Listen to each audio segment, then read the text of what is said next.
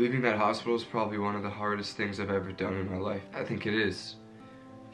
It is without a doubt the hardest thing I've ever done in my life. I remember the phone call that I had with my mom when I was in Los Angeles, when it was a regular phone call. We were going about, you know, our regular daily phone calls the way we usually do, and I always ask, how's Oscar doing? You know, and she said, not good. She told me that he had been having seizures, and immediately I wanted to come home. It all happened so fast. I didn't really have a chance to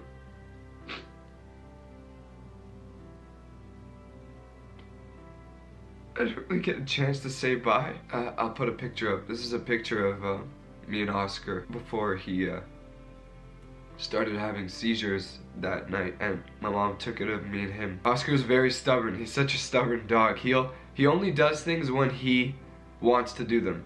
You can't tell him to do anything, you know, you can't force him to do anything. He'll just ignore you. He doesn't care. He's such a funny personality. To be able to cuddle with Oscar, it was what we all wanted the most, but what we couldn't have at the same time, because he would only come cuddle with you when he wanted to cuddle with you. And when he did want to cuddle with you, it was the best feeling ever. So it was one of those things that we're like, alright, if he ever comes to cuddle with us, you know, we're gonna embrace it, but we're not gonna force it on him, because, you know, the more we force it on him, he's like, alright, get off me. He's like a dude, you know what I mean? He's just like a typical, you know, teenage boy, just like not wanting their family to be all over them, but, you know, at the same time, they come around when they feel like they need that love. So this picture is that night, and he came to cuddle with me when I was sleeping. It's just so weird, you know, because when he comes to cuddle with you, it's kind of like he just, you know, he'll come and put his head on you, or come just sit really close beside you. But, you know, he had his head on me, and then I noticed that he had his paw on me as well, which was just like so weird. And I think that he knew that that was his last time with me, so he took advantage of it. But, you know, after that, my mom showed me the picture, and I was laughing so hard, and I went to the kitchen to turn my computer on, and then it was just all hell broke loose. Oscar started having, you know, his little seizures, and this time they were bad, and we didn't know what to do, and we rushed him to the vet.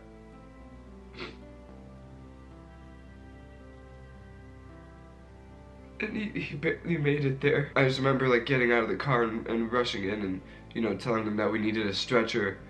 He was not doing good, and, you know, the vets ran out with me, and they saw him, and they just immediately like picked him up and grabbed him from the car and ran inside with him. And I just remember seeing his face, and, you know, he was gasping for air. It was his last moments. And that's when I knew that we were going to be saying goodbye that night. My parents had been in and out of the vet with him like a lot in the past like few months. He passed on his own, and I'm happy for that. I'm happy that he went when he wanted to go, and that's just so like him. He was always in charge of everything, didn't want to do anything he didn't want to do, and he was probably like, hey, you know what?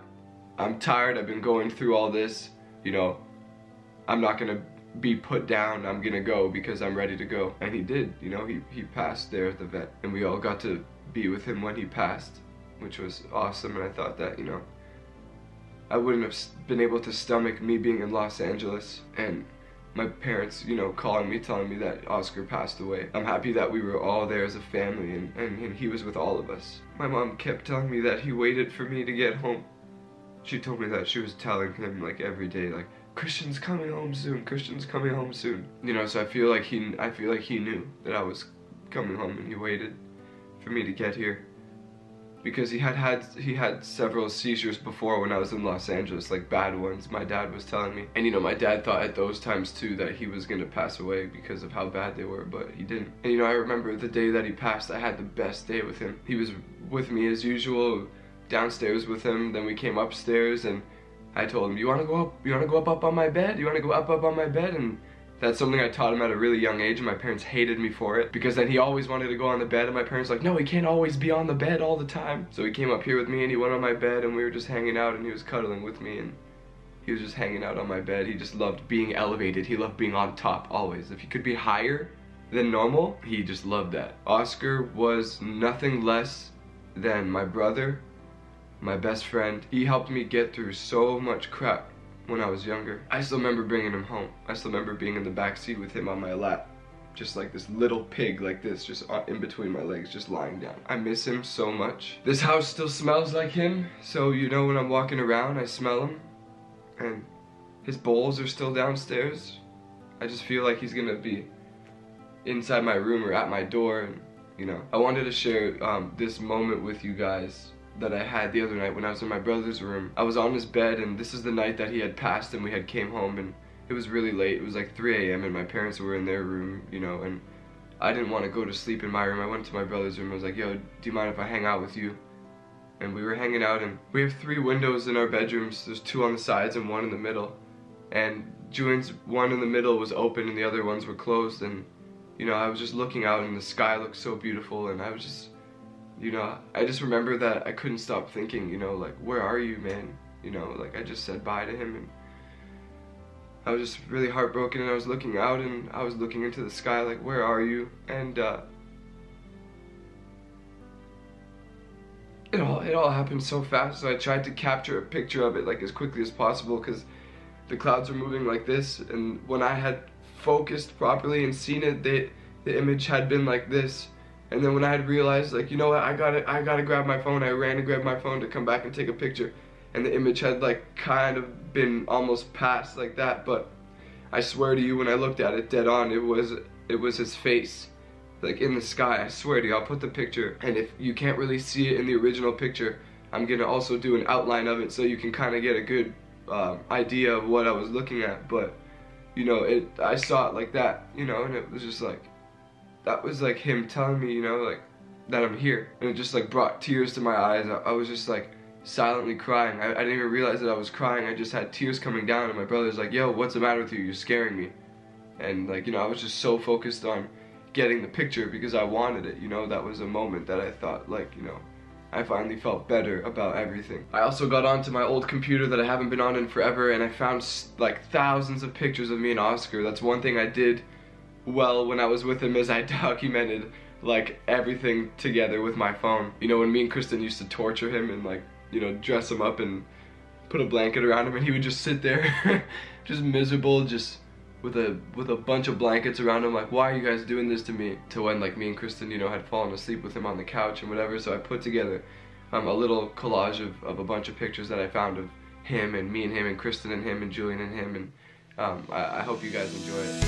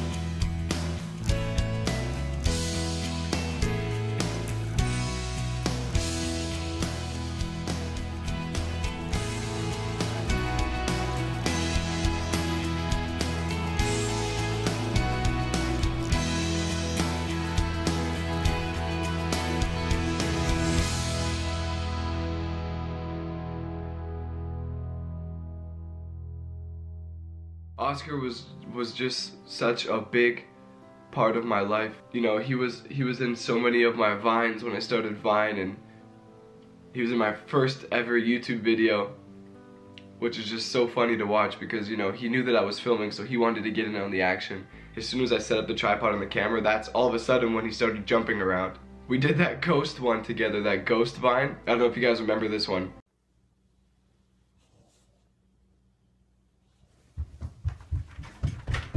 But he wasn't supposed to be in it. He was not supposed to be in that Vine. It was supposed to be me in a blanket just running across the screen.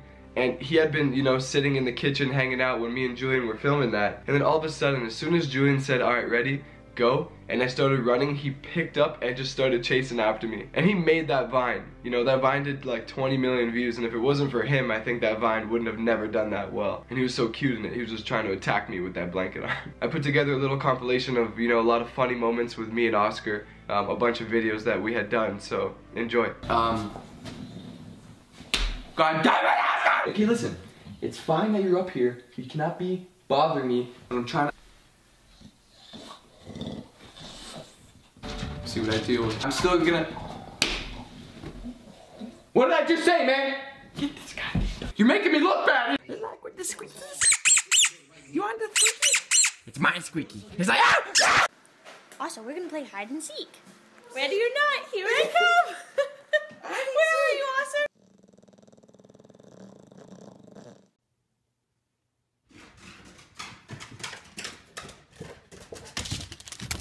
Sit. Sit. Good boy. Give me a paw. Good boy. Give me the other one.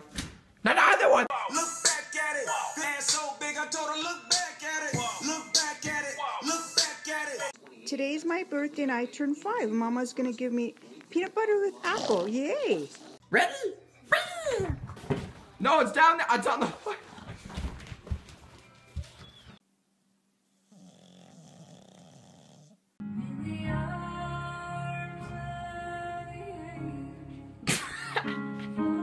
Hello, little fatty. Are you fat? Are you really fat? Yes, you're really fat. You're so... Are you tired, man? Are you like to do sleepy time? Yes, she's tired. Yes. Aussie! I got this big banana. It's my bananas! It's my bananas! Oscar, you're being bullied. See who wrapped you up like a princess? Who did it?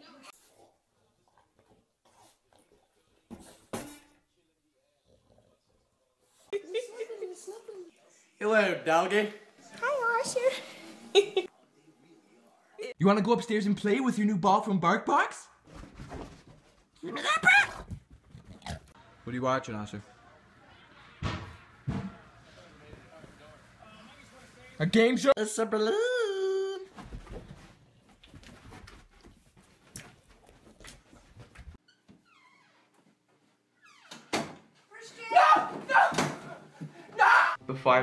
The final goodbye was really hard. After he had passed, you know, they had given us some time to spend with him in one of the rooms there. And, you know, we stayed in that room for like 2 hours, 3 hours. We just stayed in that room. I didn't want to leave. I was just like, I just couldn't stomach the fact that that was gonna be the last time that I got to touch him and pet him. That bothered me so much. If we could have stayed in that room for days, for weeks, I would have stayed. He looked so cute. He looked like he was sleeping, like he was resting, like he was at peace. He didn't look like he was struggling. And that was the way that I loved seeing him, and that's why I wanted to spend so much time with him there. No one can prepare for something like that. You can't. I don't care what anybody says. I don't care if, you know, there's just no way that you could prepare for something like that. But when I was there, you know, I made sure that I took a bunch of pictures and a bunch of video because, you know, if that's the last time I'm gonna see him, I want to have those. Just if I ever feel lost and I need to see him, that was his very last moment and I want to see him. One of the most heartbreaking things is when I moved to Los Angeles for work, you know. Prior to that, you know, he was probably about 6 years old, and I'd spent, you know, those 6 years with him very, very closely. Always with him, always playing with him. And when I had moved to Los Angeles, there was that void that was empty. You know, I felt it. I felt like I needed him there. It's just hard when work hits and when real life hits, you know, you tend to you don't forget about these things, but it's like, you know, you lose sight of them. You know, they're not your main priority anymore because your life starts, and that's okay. You know, to anyone else out there that has any guilt or remorse, like, you know, don't have that guilt, because, you know, what were you supposed to do? You didn't have a choice. You know, life starts and you have to go with the flow. You have to, if you're getting a job, you gotta go work, whoever it is, you know. If you're starting a family, you gotta start a family, and, you know, priorities change, things change, and for me, Oscar was always like one of my biggest priorities, but at the same time, you know, I wanted my life to mean something. You know, I wanted to do something that was meaningful. So obviously that would take a lot of time out of my life. And moving to Los Angeles, you know, like I said, took me away from him. And he was like, you know, the main thing that I looked forward to seeing when I came back to Toronto all the time. I would always just, I'm gonna see Oscar, I'm gonna get to see Oscar, and I can't wait to play with him, and, you know. And this visit coming home, I had no idea that things were gonna be this bad. But our last moment with him was special. It really was. You know, we were all there as a family, you know, and we all couldn't stop kissing him and hugging him, and it's just something that I'm gonna remember. You know, I'm gonna remember being with him there and just could not stop kissing him.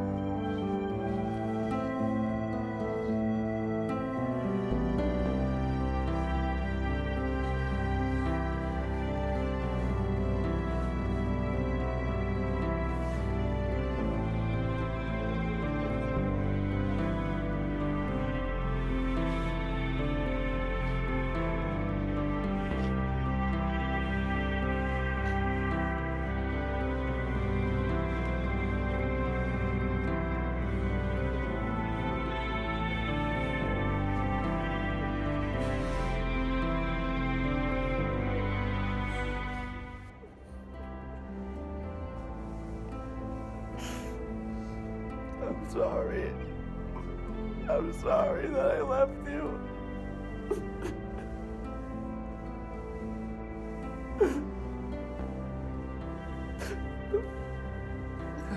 But thank you for waiting for me to get home. I don't know what I would have done with myself if I didn't get to be with you. I'm sorry. I love you.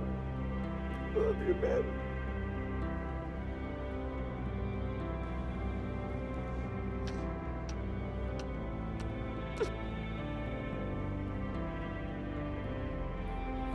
It's just gonna be so quiet at home.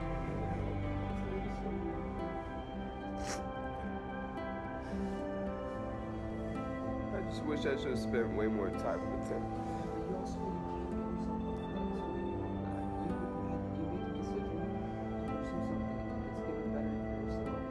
I know, but I'm just not ready to let go of him yet.